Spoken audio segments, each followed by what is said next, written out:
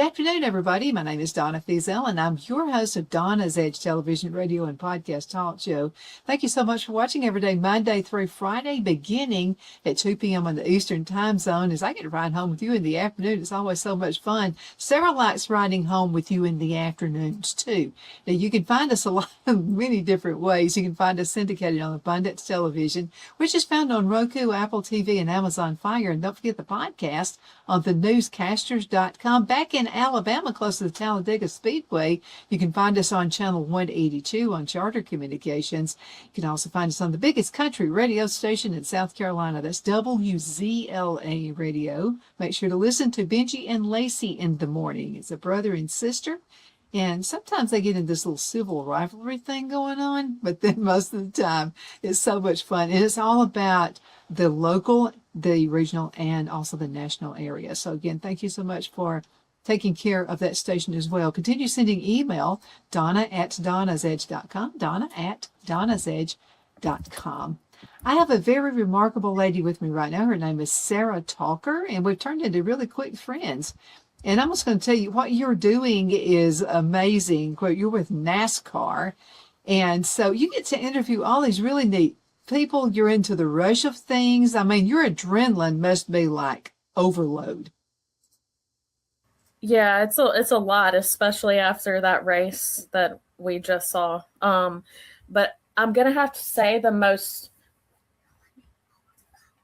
notable one was the Focused Health 250, the O'Reilly Auto Parts Series race, and the reason why was because that race, it was just so chaotic. I mean, there were 13 cautions, 4 red flags, and there were 2 overtime attempts. And that doesn't typically happen in a race like that. So why do you think it was like that? I mean, it's not typical of races. I think a lot of it was attributed to the weather, mostly. But Echo Park Speedway in of itself is it has narrow entry points. The exit lanes are tight. Mid-pack airflow never seems to settle. So, and it behaves like a super speedway when cars are drafting, even though it's necessarily not one. It has a 52-foot entry point and 38-foot exits. So it's going to force the cars to be in a tight space. And the lanes are unforgiving. I mean, that goes without saying. So, and a lot of the restart compressions and that at that track are, result in 3 to 5 rows stacking, and it can happen in as little as 0.4 seconds. So, it was a very big contributing factor to it. And I think that, it shows a lot that there were more recess than actual time on the track. I mean, cautions were coming out as early as lap 3. And it just seemed like a domino effect that continued to just happen, and it outlasted drivers finding a steady rhythm. How old is that track?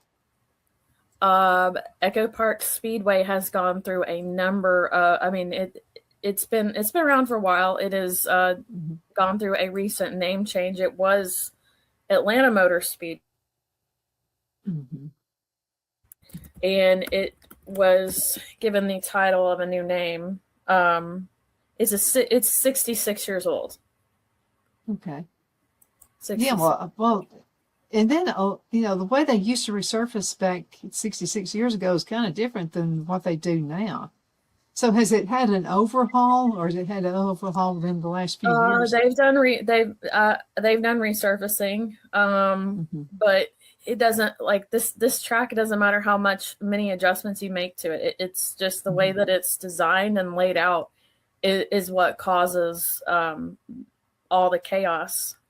And a lot of the drivers, they did well. Justin Allgaier ended up winning that race. And he was already coming into the race with 3 straight top 10s. And, he protected the bottom on restarts.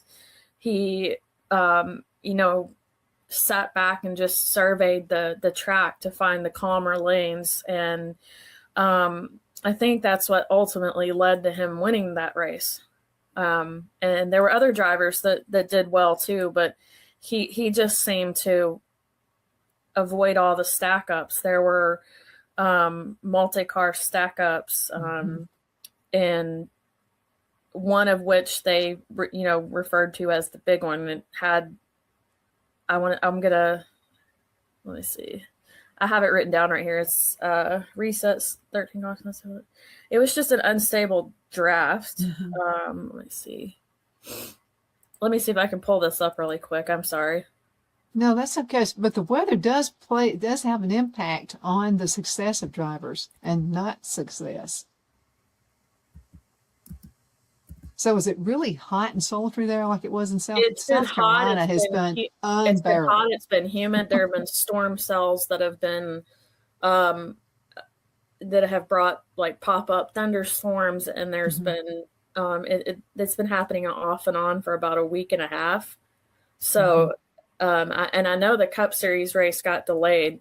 It was nearly 2:00 in the morning by the time that race finished because of storm cells that were in the area.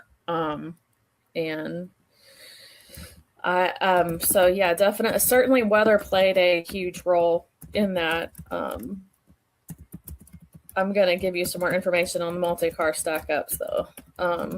Let's see. So because you travel around a lot, I mean, you've got like an awesome job. So which track in your opinion, would be the easiest track for drivers?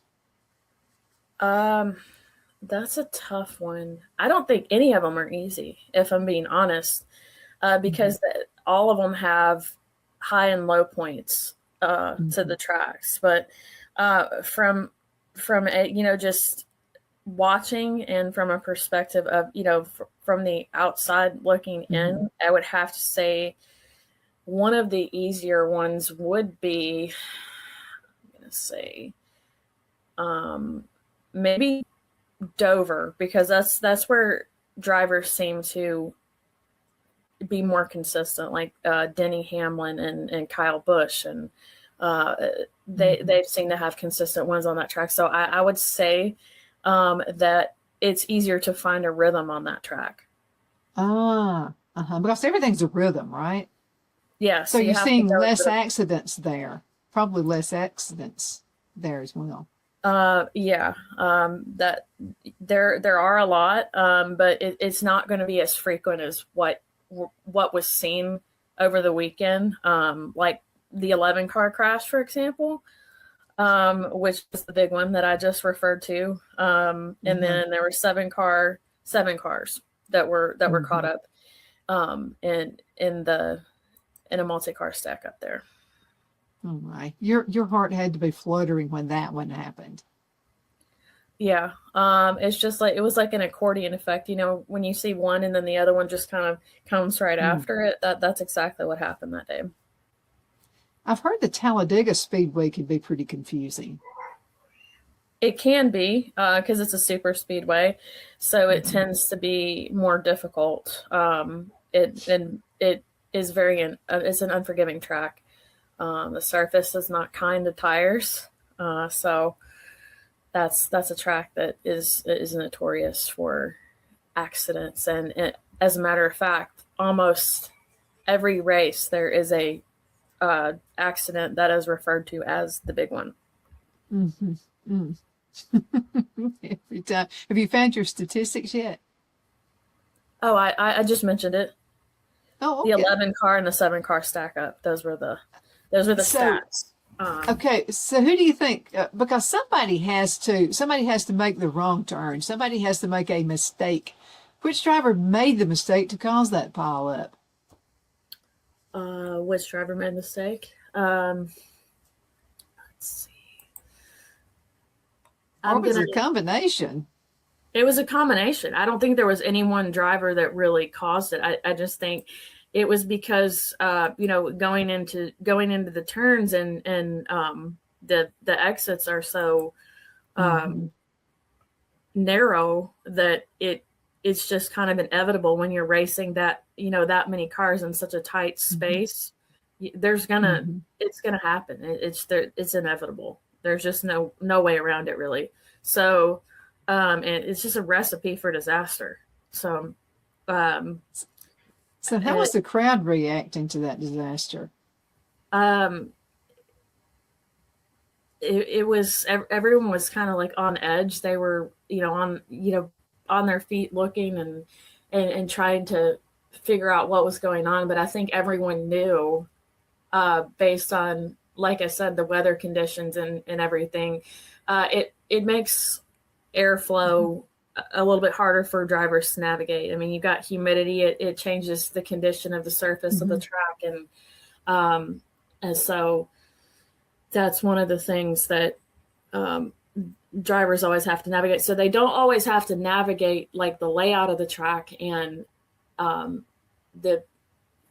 how they draft and how they navigate their strategy, but they also have to keep in mind like weather conditions, because that can definitely change a race to any capacity.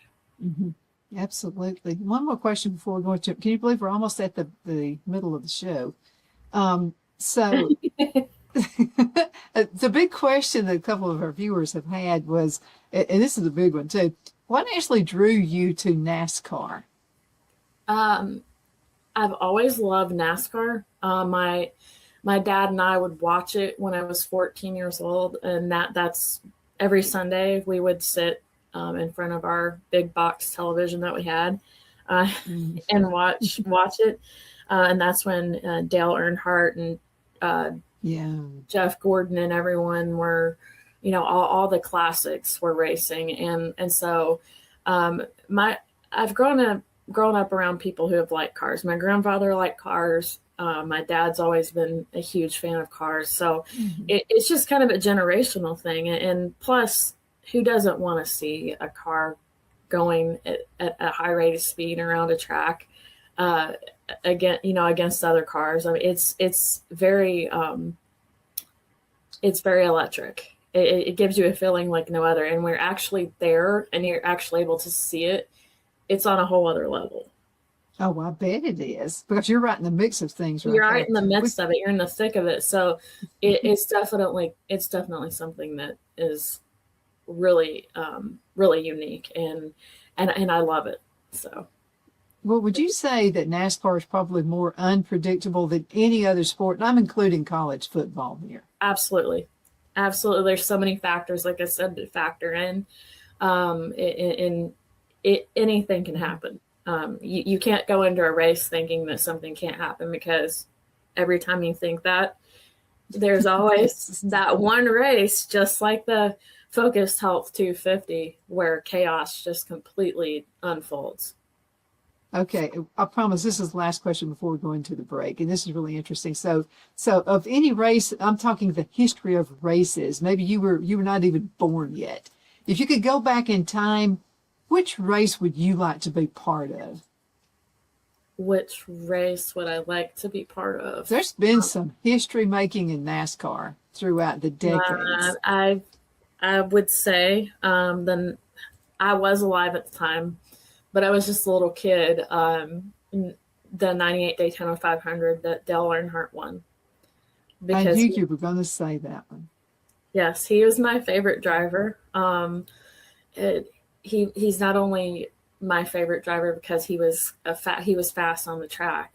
He was also a very good person. So that also factors into why I have such admiration for him. That's great. Okay, I promise this time we've got to go into a break so we can pay for this. So we'll be right back in just a few minutes. Everybody hang in there. Queen City Used Car Sales has been serving drivers in the Northeast Alabama area for years with a quality selection of late model used cars, SUVs, and pickup trucks.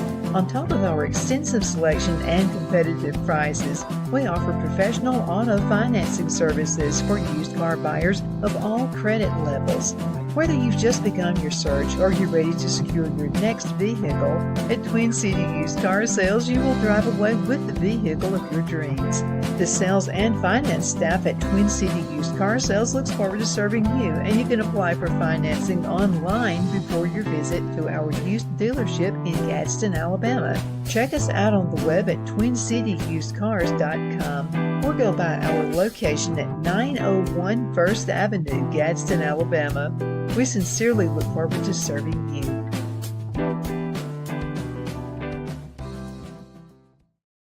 You know, finding the right home isn't just about bedrooms and square footage. It's about comfort, security, and the feeling you get the moment you walk through the door. That's why so many families across Greenwood and the Lakelands area trust Jenny Ferguson with Keller Williams. And I'll tell you from personal experience, Jenny was my realtor, and she truly cares about her clients. Jenny takes the time to listen, to understand what matters most, and to guide you every step of the way, whether you're buying your first home, upgrading, or ready to sell. Because this isn't just a transaction, it's your life. With local knowledge, personal care, and a commitment to getting it right, Jenny Ferguson makes the process simple and even enjoyable. So if you're thinking about buying or selling, now's the time to make your move. Call Jenny Ferguson with Keller Williams in Greenwood today and take the next step toward a place you'll truly love coming home to. Lowe's knows that the projects you build in spring are the ones you can't wait to share. It's why we make sure you have our best deals with My Lowe's Rewards and that you get help from people who've been there, done that. Try this. This spring, we'll help you build something rewarding. Hey, Stan. What's up? I made you something. Oh, thank you. And I got something for you. You grew these? Of course. Lowe's knows how to help you spring. Good afternoon. We are back. I'm back with Sara Talker, and you got like a dream job, girl. This is with NASCAR. And you know, the races actually started a long time ago. And I'm hearing like, you know, now Alabama people want to say it started in Alabama. Georgia people go, no, it started in Georgia. I've even heard Kentucky people say, no, it all started here. What is the real history? When did NASCAR start? I started in North Carolina. If you look at drivers like Ralph Moody, he was one of the ones that was a big contributor to NASCAR's start, and it started in 1948. That's when it started, and Bill France Sr. Organized a meeting at the Streamline Hotel in Daytona to discuss plans for the proposal for the for NASCAR as an organization, and it ran its first race on February 15th, 1948 at Daytona Beach, and that was a road course. Mm-hmm. And the thing about NASCAR is it attracts everybody from every social presence. I mean, everybody watches it. I mean, whether it's actually there in person or on television. But I'm going to tell you what, it really can. In Talladega, this is close to where we used to live in Oxford, Alabama. I'm just telling you what, nobody went to church on that day. Well, a few of us did. But I'm just talking about I-20, right there where the Talladega Speedway is. You could always count on it being really crowded. So I had to take my husband to the airport one time for a business trip. And we allowed an hour. We thought an hour would do it. Not enough time. We really should have allowed it 2 extra hours to get to the Birmingham airport. But I'm just going to tell you, it's huge. And it's a big money maker for the communities, not just Talladega, but surrounding communities as well. People will come and stay in hotels an hour away from the Talladega Speedway. Mm-hmm. That's how popular it is there. I know it is everywhere else. I noticed that when I went to Dallas this year in May. Mm-hmm. I noticed that when I flew in, there were so many people in the airport, and it was just congested, and there was people everywhere. And when I flew back home, it wasn't that way. So it just kind of gives you an idea of what NASCAR mm-hmm. brings to communities. It brings people together. It adds value to the economy of the where the track is is at. And so it NASCAR is huge. It's a very big, and it's going to continue to grow. What is something about NASCAR that people don't? It's just something that that not many of us people know about. What would be a good surprise? That it's a huge family unit. If you're part of NASCAR, and if you're involved in it in any way, whether you're a journalist, whether you're a driver, whether you're part of the crew, you are a member of a large family. So it's very welcoming, and they make you feel like you belong. And they treat you as if you were like a brother, sister. I mean, it's amazing, because you don't find that too often with many organizations, but NASCAR is definitely built around that. And I think that is what keeps people coming back. So if you've never been to a race before, it might be a good thing to try it out, because you'll see a huge just camaraderie of people, and it creates friendships, it creates partnerships, it just unfolds in ways you could never imagine. It's a good way to be part of something, because I think we're in a world now, everybody wants to feel like they're part of something. That I've heard fans say that, well, I actually felt like I was part of the race team. They do. Everybody. That's exactly how they make you feel. So if you have like a season pass and you go to NASCAR, and then you may not necessarily be expecting to run into any of the crew, but if you do, they're going to make you feel like you're their best friend. That's exactly how that works, because they see the value that it brings to the sport, and that's what the sport was built around when Bill France had that idea in 1947. So I think, and it's never died, and it's going to just continue to grow and be and bring more people in. Let's talk about the behind the scenes stuff. I mean, something as simple as changing a tire, which happens often during a race. What's involved with that? Oh, they have to, it happens in a split second. If you're standing on pit road and you see one of those cars come by for a pit stop and they stop, you see all these people, they rush to the car, they change all the tires, and then they're gone. And you don't even realize how quickly it happens until you're there and you're able to see it right in front of your eyes. I was so amazed by that the first time that I saw it live. But they have to train for that. They have to, be physically fit to be able to do that, because those tires are very heavy.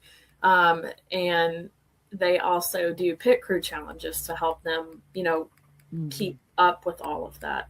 So it's a very extensive process. And I think it's cool. I don't think I could do it personally, but I wouldn't be able my to. hats go off to the people that do it, because it's just incredible to watch. What's something else that happens behind the scenes that's really important that must happen?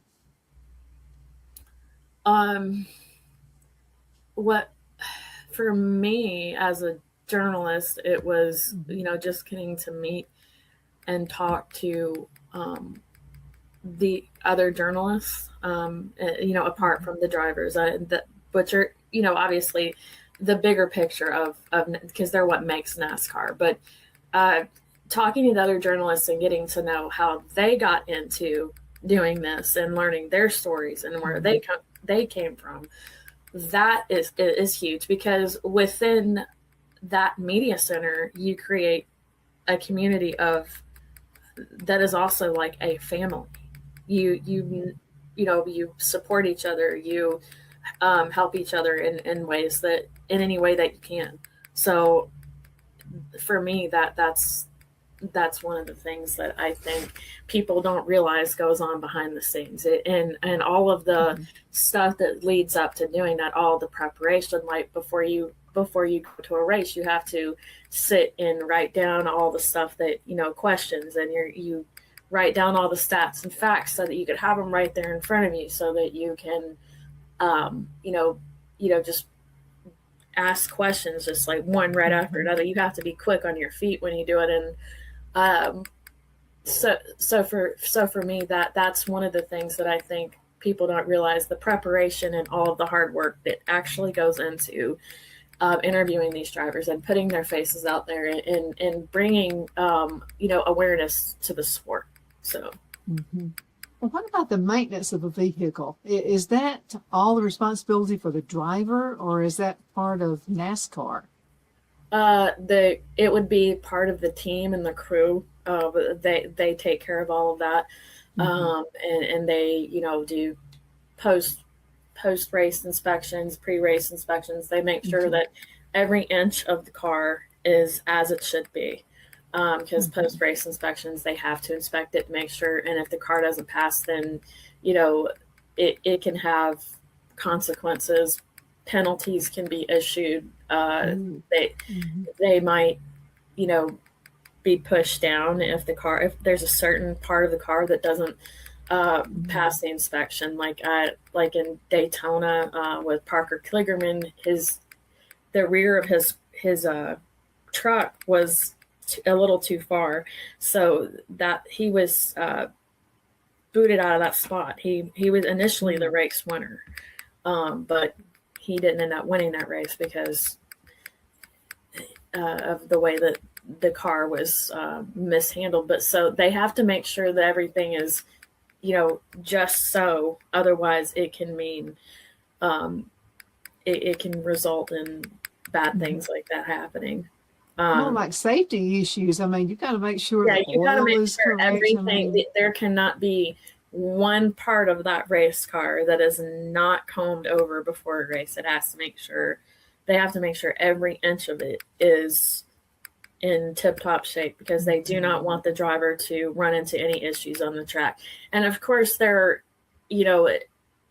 can be, 100% perfect. There are instances where drivers run into engine issues and they have to have the car assessed, and it, they can, or sometimes even when they run into major issues like that, they can't even finish the race. So, but I think a lot of that is a lot of the drain and a lot of the pull on the engine that, when you're going at, 200 miles an hour around a racetrack, that's definitely going to have some effect on the car. Oh, yeah. So absolutely it is. And then you have to think about the safety of the spectators as well.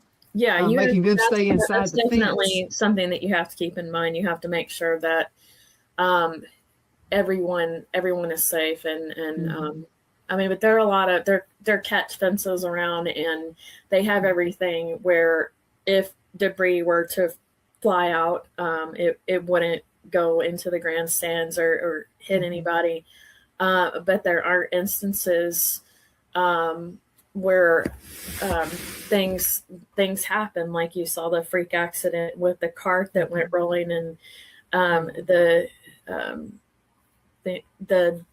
one of the crew actually stood in front of it to keep one of the reporters from getting injured, and was hospitalized for that. He's fine now, but it's not just the cars, it's things like that happen, that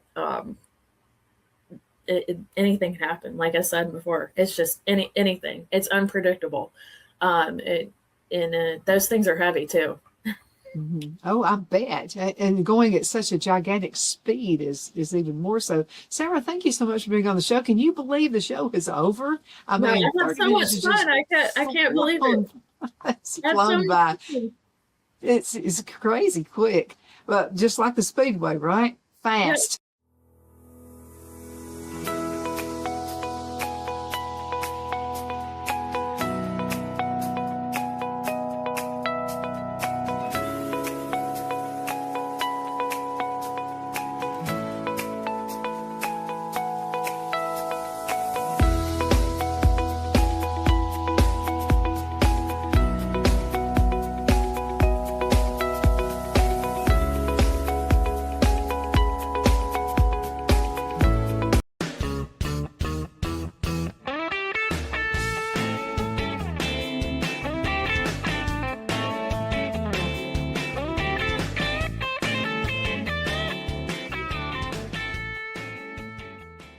afternoon, everybody. My name is Donna Fiesel, and I'm your host of Donna's Edge television, radio, and podcast talk show. Thank you so much for watching every day, Monday through Friday, beginning 2 p.m. on the Eastern Time Zone as I get to ride home with you in the afternoon. It's always so much fun.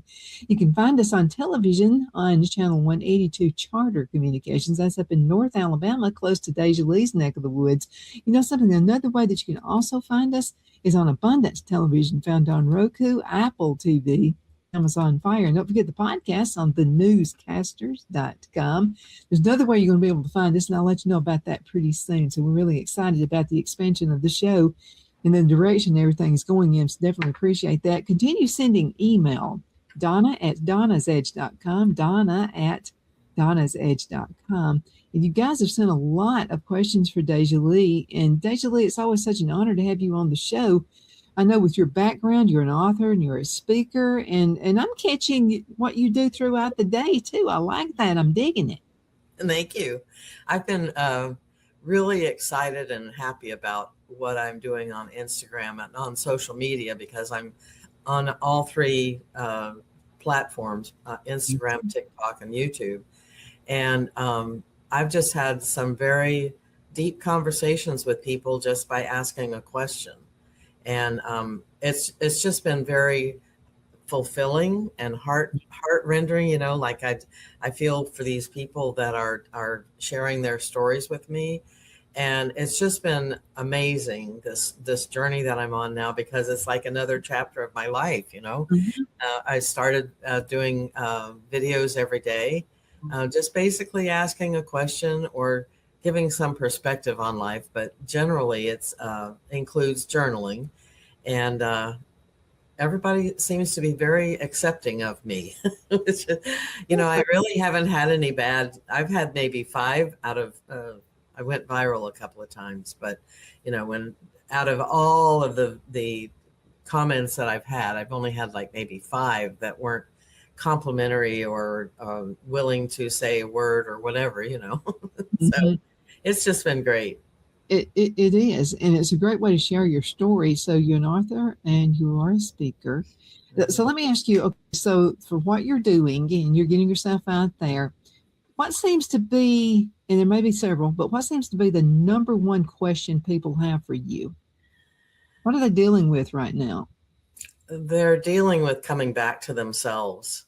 They've given, and nobody's appreciated it, or very few have. And they're missing their family if they've lost their family. In general, the main one is I want to find myself again.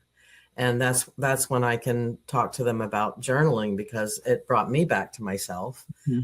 And it's been very heartful, you know, for me to be able to share that with them, and then know that part of their life is going to be able to have some clarity, have some resolve that they didn't have before because they didn't know where to start. So I offer questions and say, write it down and see where you go with that. Always be curious, you know, because the next question is, why did I do that? Why do I feel that way? Where did I get that from? Who gave that to me? You know, that kind of thing. And so mainly they're talking about coming back to themselves, like they've lost themselves in the busyness of life and in taking care of other people and shrinking themselves so that they don't seem so big, or so that they're accepted. So they want to get back to who they are and live their authentic life. And that's what I want them to do. Well, how do you do that? How do you get the start? Well, let me go back a little bit. Okay, you and I have been friends for a very long time, a number of years. And I think you knew something, because you could detect something wasn't quite right about my life. Yeah. You knew, but I was one of those, I'm not going to let anybody know any of this. I'll just deal with it myself. And my head was about to explode from doing that. So thank you for rescuing me. And I know you did that as a friend.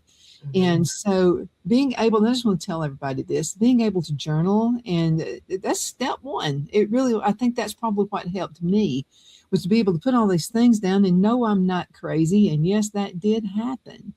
You know, you're talking when somebody's over your head and they tell you, you didn't see that. that did not happen. You've made that up when you know darn well it did happen. That's called gaslighting, and it happens all the time. Mm-hmm. See that because we okay, initially we come into life very dependent and innocent. And Mm-hmm. as we take on other people's beliefs and fears and joys and all the rest of it, we develop our personality. Well, if our caretakers are not happy, if they haven't resolved their own issues, we're going to pick those up. And in order for us to be loved and accepted and fed and our diapers changed, we will start changing our own selves to fit into their bubble. So once we've done that, we don't even realize that, but that's what we do because we want to be loved. Our survival skills are there. So we take care of that by melding ourselves and pushing ourselves into places where we may not feel comfortable, but we do it anyway because that's just how we survive. But as we get older, we start seeing maybe some of those characteristics don't work for us anymore, or maybe the ones that we've hidden now can come out, and that becomes our true self when we realize, oh, I was innocent back then. I wasn't mean. One of the books that I wrote, I've written for, one of the books I wrote was called What Happened to You? And part of that was because there was the reason I wrote it was because there was an incident of a mass shooting down in Florida. And everybody was talking about how horrible this guy was that shot everybody. And I agree that it was a horrible situation. However, that man did not get born that way. Something happened to him that made him that way. And I take that from my own experience. I wasn't born all fractured and shattered. I was born whole. I was born as a baby that all had joy. The life was about me, right? And then soon it went like that. No, it's not about you, DeJoly. It's about this. And I was put over here. So what we do for our safety and for love, we change ourselves into that they want us to be in order for us to get our needs met. So yeah, I don't even know how I got on that subject. What did you ask me? Well, I think it's a great subject because, again, for a long time, without you and Phil and, of course, God, I don't know where I'd be today. I really don't, because it started as a baby. I don't think I was supposed to be born. And here I am. So it's almost like I was paying for being born, for being, Yeah. not supposed to be here. It was like an inconvenience, and I've seen a lot of people do that to their kids.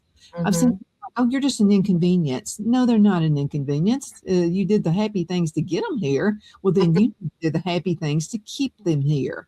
You really need to do that. So, but and I also think that journaling helps us come to a place where we understand not only that fact right there is that you were not meant to be born, or they didn't love you when you came out. Let me put it that way. But it also helps us understand that they weren't capable of loving us. There was something about them that was damaged that made them totally unable to really care and love us in a way that parents would normally. And other people have, that they have that. And part of that realization comes when you look at that and you feel jealousy because you have a friend whose parents are just loving them like crazy and give them things and take them places and praise them and go to their shows and go to their basketball games and all the rest of it. But you don't. So when you start realizing that, then you say to yourself, well, something's not right. And when you get older and you start journaling, and maybe you journal as a child as well, because I did when I was a younger, but you get to the place where saying, not only why did they do that to me, but was she capable of giving that to you? And the harsh reality is that a lot of us had parents that weren't capable because they hadn't resolved their own issues. Right. So we work on our issues and we stop the cycle of not caring for our children, not caring for life, not caring for whatever. You don't want to live. And so you break the cycle by making your own self-reflection and discovery, and journaling helps that. Yeah, oh, it most definitely does. I know it saved my life. I'm just telling you. And another great point that I mentioned this a lot when you're on the show, and it's about writing with your non-dominant hand. It's amazing what that does. Yes. When you write with your dominant hand, maybe some of your viewers didn't see that show when I said that, but if you're writing with your dominant hand, you often edit as you write. You not only edit your feelings because you don't want everybody to know the real feelings, you just stop those back here and you start editing. Like you want to make sure the spelling is correct, because if somebody sees it, they got to know that you're a good speller. And you got to, all of the rest of editing that goes on in our brains. But if you write with your non-dominant hand, you're bypassing those filters. You're bypassing the edits. And so it comes out more real than it would if you were using your dominant hand. And it may look sloppy at first. You may not be able to even read it. Yeah. But somehow or other, as you do it more, your hand becomes more steady. And part of that, I wanted to mention this last time, is part of that is that you're talking in your left hand. The non-dominant hand is your inner child. You're writing as a child. It looks like child scribble, right? Yeah. But eventually your little girl or your little boy will just make it clear enough so that you can read it. It may be big letters, it may be backwards, it may be sloppy all over the place, go off the page. Maybe you only get 3 letters on a page because they're so big. But when you start doing it more often, then you're going to have less and less struggle to read it and write it, actually. Absolutely. Can you believe half the show is over already? Wow. Can you believe that? Okay, let's go into a commercial break. I can't believe it. We've got to go into a commercial break so we can pay for this. So let's go into a break so we can be right back. We'll be right back in just a few minutes.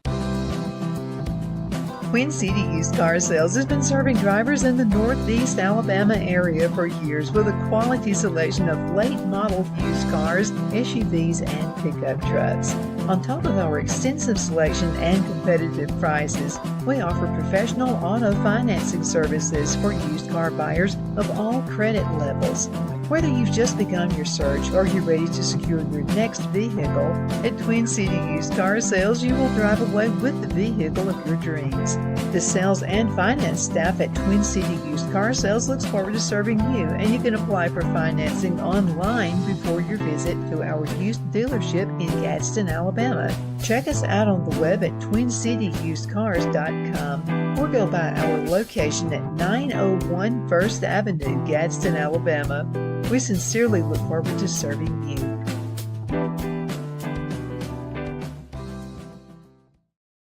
You know, finding the right home isn't just about bedrooms and square footage. It's about comfort, security, and the feeling you get the moment you walk through the door. That's why so many families across Greenwood and the Lakelands area trust Jenny Ferguson with Keller Williams.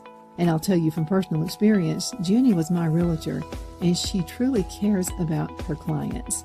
Jenny takes the time to listen, to understand what matters most, and to guide you every step of the way, whether you're buying your first home, upgrading, or ready to sell. Because this isn't just a transaction, it's your life.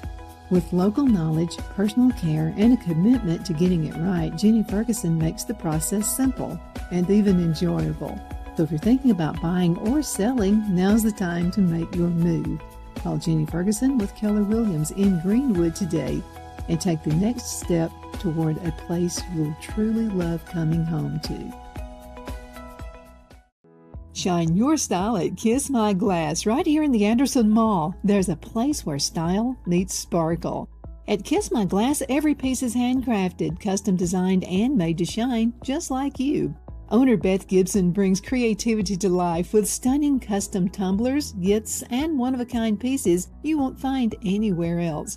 Look for the perfect gift or something uniquely you, from bold and glamorous to simple and elegant. There's something for every style, so stop by, get inspired, and leave with something unforgettable. Kiss My Glass inside the Anderson Mall, Anderson, South Carolina, where your sparkle begins. Be sure to check out Kiss My Glass on Facebook for updates and specials and gift ideas.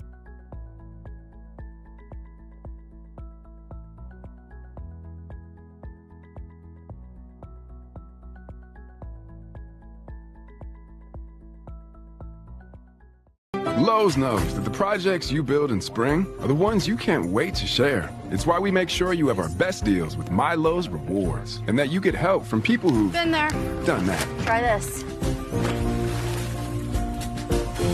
This spring, we'll help you build something rewarding. Hey, Stan. Look, I made you something. Oh, thank you. And I got something for you. You grew these? Of course. Lowe's knows how to help you spring. Are you ready? We all wonder what tomorrow will bring, but the future lays itself at the feet of the prepared and surrenders to the will of the persistent. It's not easy, but today shapes you so you can shape tomorrow. With Northeast Alabama Community College, when the future asks if you're ready, you can answer. Yes. Begin your future at Northeast Alabama Community College. Good afternoon, Sunshine. Medical Minute brought to you by Dr. Chuck with Lakeland's Chiropractic, where an ounce of prevention is worth what? A pound of cure. So what is the Beamer? Okay, now the Beamer uses very gentle pulse to electromagnetic signals. This will stimulate healthy muscles and it supports the temporary blood flow. Now let's talk Beamer and circulation support. Now the Beamer gently supports natural circulation in healthy muscles. Now that's what I call natural health. Thank you so much for watching your Medical Minute, brought to you by Dr. Chuck. You know who he's with. He's with Lakeland's Chiropractic, where an ounce of prevention is worth what? A pound of cure. I hope you have a super duper awesome rest of the afternoon. You take care. My name is Donna, and I'm your host of Donna's Edge Television, Radio, and Podcast Talk Show. Wanted to show you something from 21 and a half years ago. This is the first mug right here. I still have it. DeJoly, I keep it in the china cabinet for the most part, so I'm afraid I'm going to break it. I have about 3 of those left. And so it's just kind of something good to hold on to. You know, sometimes you just need something good to hold on to, and that is it. So, and I did want to say something. People sometimes, because you and I talk, they think I might be having problems with my husband. I'm not having issues with him whatsoever. He's like the light of my life, and so glad to have him in my life. As a matter of fact, by knowing you has also helped Phil learn to adjust to me. So, and I'm pretty sure it was a handful at first, but I definitely appreciate everything you've done. You've got quite a few email. So let's go ahead and get started with those. I want to make sure we get to as many as we can. Continue sending email, Donna@donnasedge.com, Donna@donnasedge.com. This is right here that really stuck out. So this is somebody that has really listened to you on the show. Your childhood was marked by unimaginable betrayal.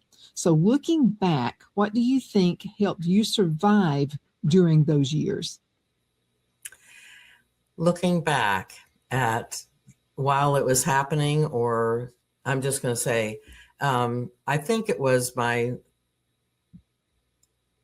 connection with God. Let me just put it that way. My connection with God, because there were times when I prayed to be dead, you know, and there were times when I was like, well, this is just my fate. I'm never going to get past. I really, at 6 years old, I thought I was never going to make it to 16, let alone 77, you know.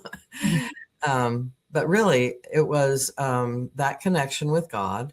And then there were a few people, like when I would go to school, some of the teachers liked me. And I still remember my second grade teacher. I would have been about 6 or 7 then. And she was just, Mrs. Jeters was her name, Jetters. And, you know, I remember her still as being a very kind and sweet and loving woman who allowed me to clean the fishbowl and bang out the erasers for the, you know, but it was positive attention. And because I, of course, wasn't getting that at home.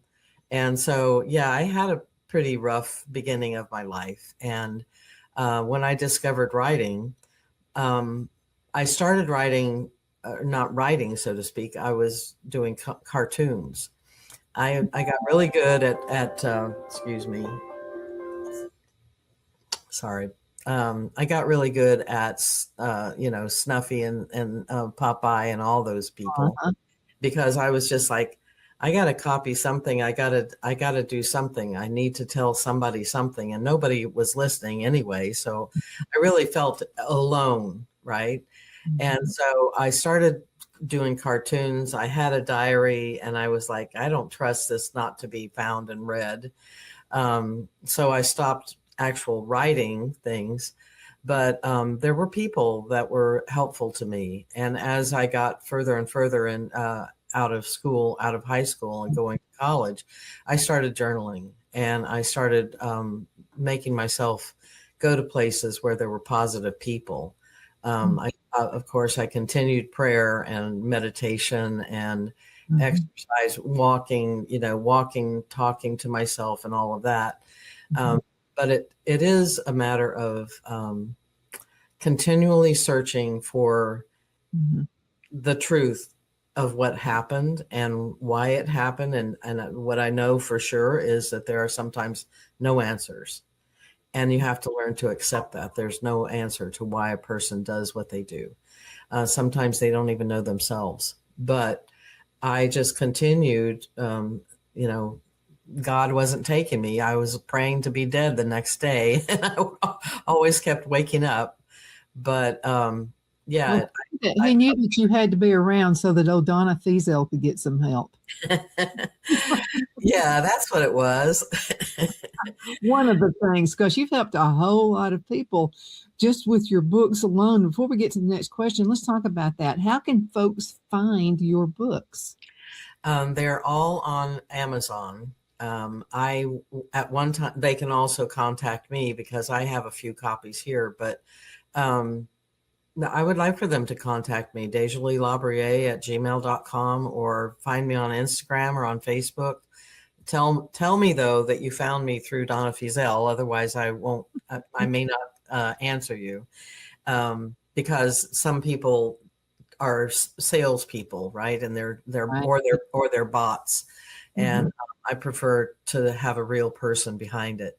But yeah, they can find my books on Amazon. And if I'm in your area, I have books with me, but I'm not always traveling anymore. I used to travel a lot when I was speaking, and I would take my books with me and sign them and all that stuff. So yeah, if they want to contact me, I can arrange to have a book sent to them and signed. But yeah, that's how they can find me. Absolutely. Let's go on to the next question. Many survivors wonder why me. I did. It was like, what have I done? Did you wrestle with that question, and how did you eventually find peace in your life?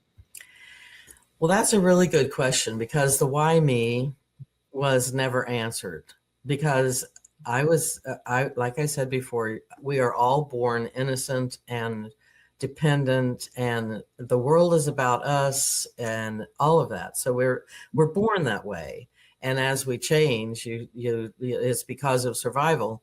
And I did ask myself, why me? Why did I have to go through that? And, I don't like to play a comparison game.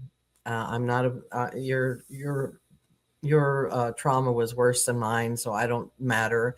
But no, yeah, you do matter. And every woman and every man's story counts. Everything is important. We don't always know why. And there's a level of peace that comes when you accept, I don't know why. And then you move forward. And sometimes it comes in a prayer. Sometimes you say, why, God? And God answers, and you get it, But for me, it was, there are no good answers for why they did what they did. Right. And so I just had to accept that. I mean, I went through years. I don't mean it just happened overnight with a question and a prayer, but I did spend plenty of time trying to figure out, what did I do to deserve this? Right. Because I was a good person. I didn't think I was at the time. I thought I was a horrible person, and realized that was their vision of me, not my vision of me. They gave me that feeling that I was a horrible person, and that's why I deserved what I got, Mm-hmm. or didn't get, because I didn't get love. So when you are growing out of that 18 months of incubation into the world, where you start developing your personality by 18 months, you have that feeling. You kind of, this is what they're telling me, so I have to believe them because they're my caretakers, right? Mm-hmm. And we do that. We believe them, and we don't need to believe them. And that's the one thing that we have to really realize, is that when we have certain beliefs about ourselves and anybody else, even in the world, what do we believe? It's important to take a look at where you got that, because you weren't born with that. You know, if there's something in your life that is bothering you, write that down and then say, I don't understand. And then just say, I don't understand why they did this. And you can say, why am I not getting the answer? Or any question. Every question is important. One of my philosophies is question everything, because it just is true. You've got to be curious. Otherwise, you just sit in that misery of not knowing. And not knowing is sometimes the only answer. You will not know. I will not know why they did to me, what they did. Because some people say, oh, my siblings, two of them said that they chose me because I was the weaker link. Remember when they were there was that show, The Weakest Link? Uh-huh. Mm-hmm. And what I realized, that was their opinion. My opinion was I was strong and resilient, and I survived, and now I'm thriving. So boo on them. Absolutely. DeJoly, we're going to call it a day. I can't believe how fast this segment went by. Thank you so much for being with me. Thank you so much for everything that you do to help other people. I mean, it's more important than you realize. And thank you guys so much for sending email. I promise we're going to have another segment so that we can finish up on some of the emails. You guys, a lot of folks are hurting right now. So we got to get that taken care of. But go on ahead, go to Amazon.com, and you'll be able to find her works there. And I promise you, these books will definitely help you. And then continue sending email, Donna@donnasedge.com. That's Donna@donnasedge.com. Thank you so much. I hope you have a super awesome rest of your day, and you are important in this world. You definitely are. Thank you for watching.